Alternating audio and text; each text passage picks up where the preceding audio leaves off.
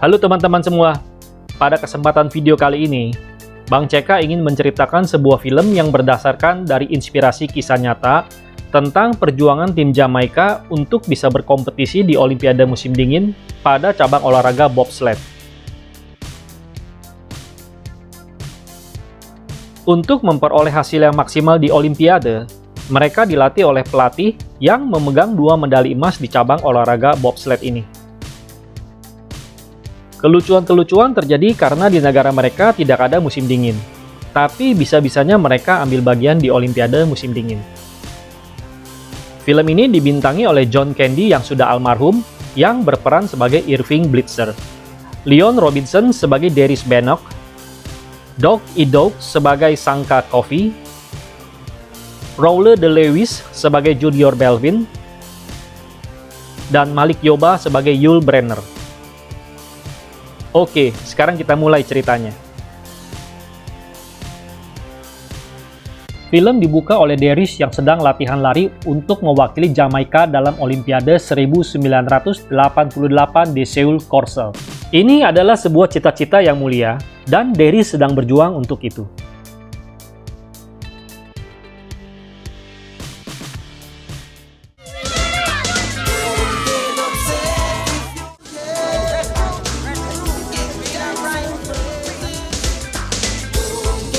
Sementara itu, pada bulan November 1987, Sanka sedang bersiap-siap untuk lomba go-kart ala Jamaika. Sanka, sang juara bertahan, sepertinya hampir menang lagi.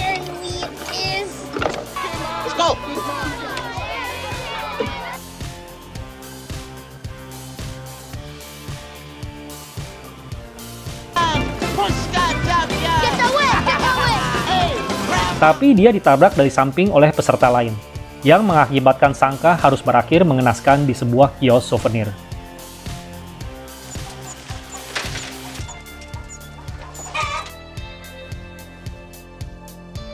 Hari penentuan pun tiba.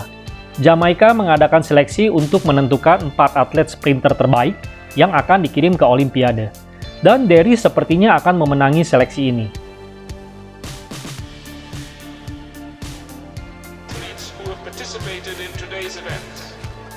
Tapi nasib sial tidak bisa dihindari.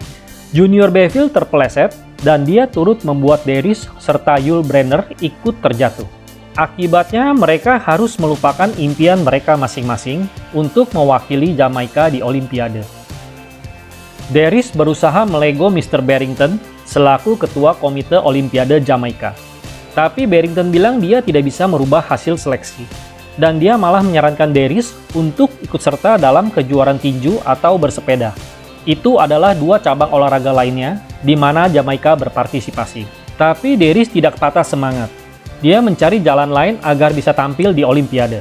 Darius melihat foto seseorang di samping foto mendiang bokapnya.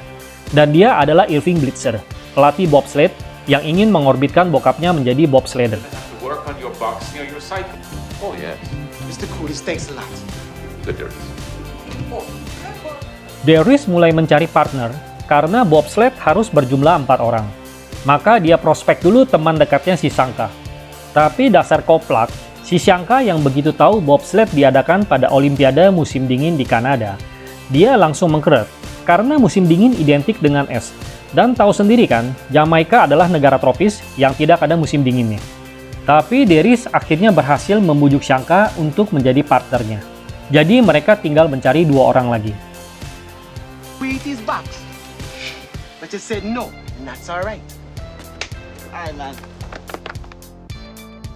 Kemudian mereka OTW ke kafe untuk mencari Irving. Tapi Irving tampaknya tidak tertarik dengan maksud dan tujuan mereka mencari dirinya. Tapi Darius tetap dengan gigih berusaha untuk merayu Irving agar mau melatihnya sebagai Jamaican first bobsledder.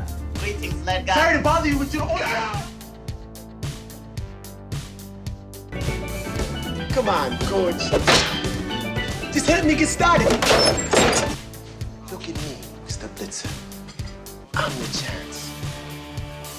Akhirnya Irving nyerah juga, dan mereka mengadakan presentasi untuk mencari 2 calon atlet lainnya.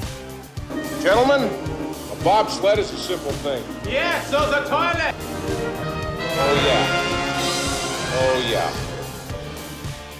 Tapi setelah presentasi selesai, ternyata ruangan sudah kosong melompong ditinggalkan para peserta, karena tampaknya mereka semua tidak ada yang tertarik. Di saat mereka putus asa, tiba-tiba masuk Yul yang ingin mendaftar.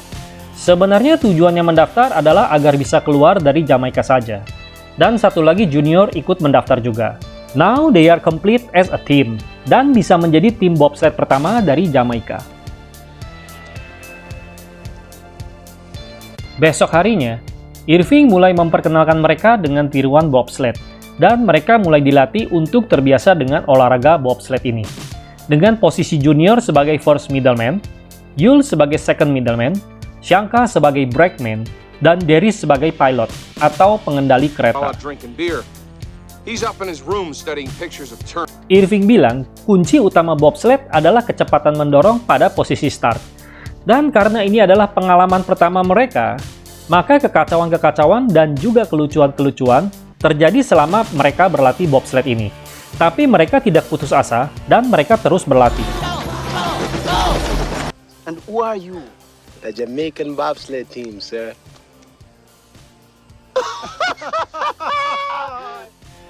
Irving berusaha melego Barrington untuk memberikan subsidi agar mereka bisa berkompetisi pada Olimpiade musim dingin. Tapi Barrington tidak bisa membantu, karena pemerintah menganggap Jamaican bobsledder is just a joke. Get us to the Olympics. That's all. How in God's name? No go, kid. Mereka pun mulai memutar otak untuk mencari dana sendiri. Berbagai upaya dilakukan, tapi hasilnya hanya secuil saja.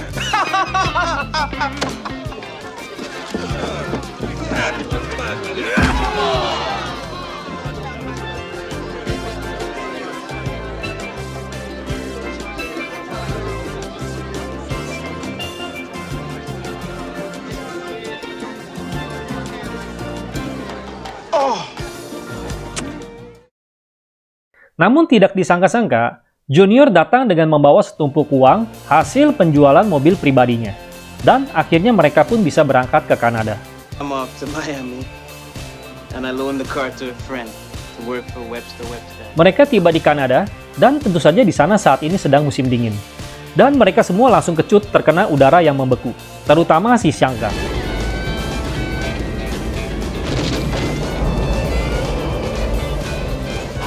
Sankaman, what you smoking?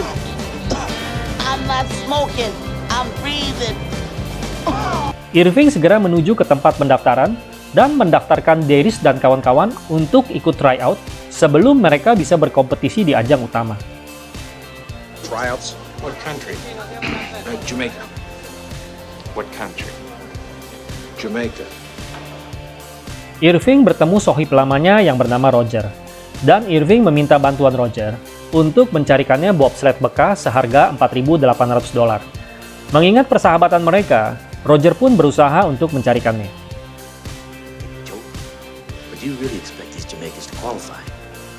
Di malam harinya, Darius menonton latihan tim Swiss. Dan dari raut mukanya, nampak dia menaruh harapan besar untuk bisa membuat prestasi demi nama negaranya.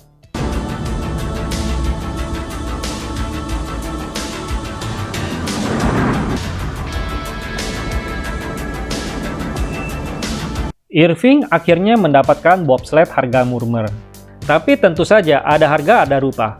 Bobsled murmer ini nampaknya sudah seperti barang bapuk.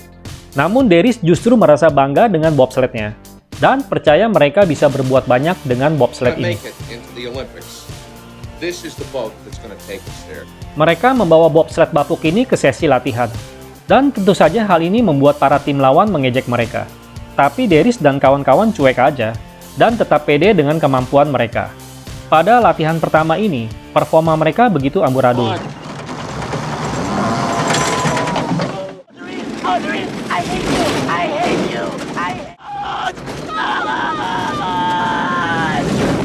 Pada hari kedua, latihan mereka semakin amburadul lagi. Mereka tidak bisa masuk ke bobsled mereka. Dan hal ini diabadikan di surat kabar. Tentunya untuk mengolok-olok tim Jamaikan. Berita memalukan ini pun sampai ke negeri Jamaika dan dibaca oleh Barrington dan bokapnya Junior. Bokapnya pun mengirimkan telegram untuk meminta Junior segera pulang.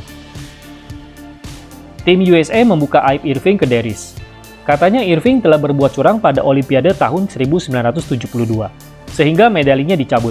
Darius agak kecewa setelah mengetahui hal ini. I'm not worried. We have a good coach. Yul, Junior, dan Shankar sedang melewati malam dengan minum-minum di bar. Nampaknya Junior juga sedang galau berat karena dipaksa pulang oleh bokapnya.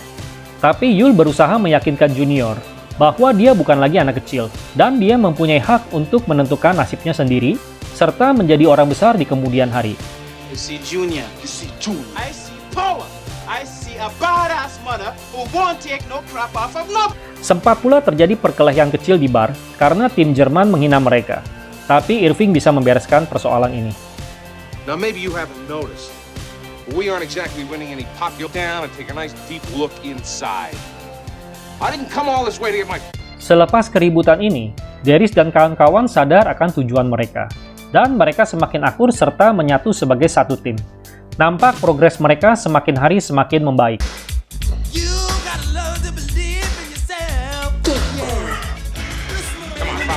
Push it, come on. That's it. That's it. Good.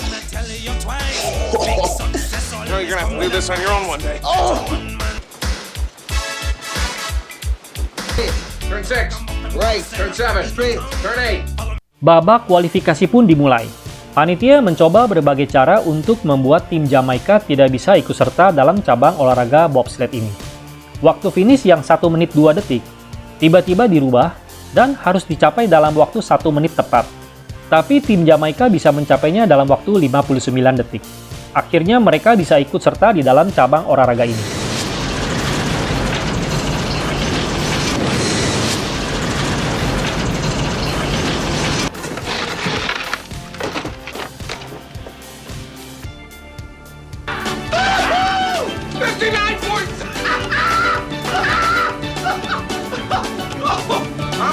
I'm sorry. Besok paginya, Irving menerima surat yang memberitahukan bahwa tim Jamaika didiskualifikasi karena belum pernah bertanding di mana-mana sebelumnya. Irving mendatangi para panitia dan mengatakan bahwa dengan mengikuti babak kualifikasi Olimpiade, berarti mereka telah mengikuti event internasional, yang artinya mereka mempunyai hak untuk bisa tampil membela negara mereka. Irving meminta dendam pribadi Kurt kepadanya tidak disangkut pautkan dengan anak didiknya, karena mereka tidak bersalah sama sekali. Besok paginya, mereka mendapat kabar bahwa panitia telah mencabut surat diskualifikasi, sehingga mereka bisa melanjutkan perjuangan mereka. Back in.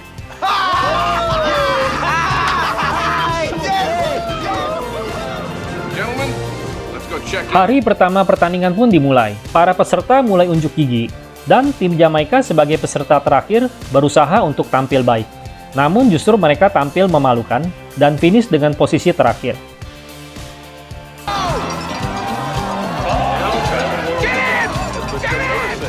Now, thank goodness, for a minute I didn't think they'd ever get all 4 of them in, and that could have been a disaster. Irving sangat kecewa dengan penampilan mereka hari itu, dan mengatakan bahwa mereka sebenarnya bisa tampil lebih baik lagi. Tapi mereka merusak semuanya.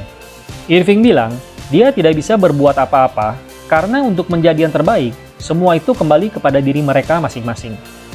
Darius mencoba untuk memotivasi rekan-rekannya dengan gaya tim-tim bule. Tapi Shankar mengingatkan bahwa mereka bukan bule, dan mereka seharusnya tidak mencontek gaya negara lain. Karena mereka adalah orang Jamaika, maka mereka seharusnya bergaya layaknya orang Jamaika. Darius akhirnya sadar. Darius, I known you since Julie Jeffries asked to see you ding-a-ling. And I'm telling you as a... Memasuki hari kedua pertandingan, mereka datang dengan gaya yang berbeda, dan mereka bertingkah nyeleneh sesuai dengan gaya orang-orang Jamaika. Mereka kali ini menjadi diri mereka sendiri. Dan tebak apa yang terjadi? Mereka mampu menyelesaikan pertandingan dengan hasil yang mencengangkan semua orang. Dengan finish di posisi ke-8. Sampai komentator bilang, "Watch out, Ward, the Jamaican are coming."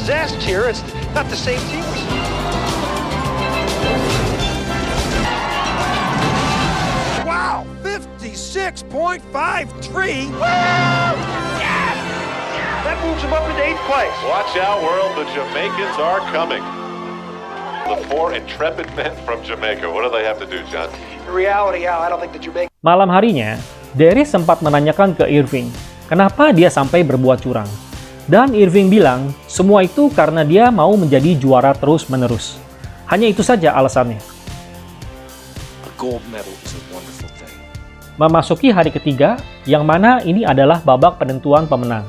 Hampir seluruh penduduk Jamaika sedang euforia menunggu penampilan tim bobsled Jamaika bertanding.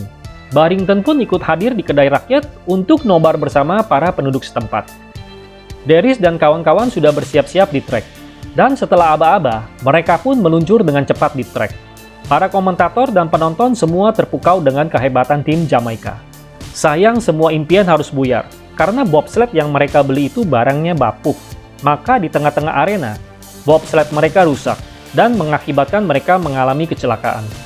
Namun Darius dan kawan-kawan dengan gagah mengangkat bobsled mereka untuk mereka gotong menuju garis finish.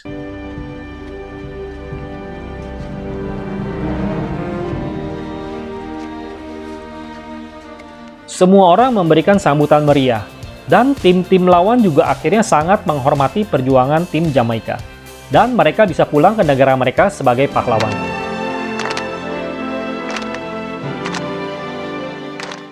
Demikianlah akhir dari film yang diinspirasi oleh kisah nyata yang dibalut dengan komedi ringan berjudul Cool Running. Film ini begitu sukses saat peredarannya di tahun 1993. Dan terima kasih kepada teman-teman semua yang sudah menonton video ini sampai habis.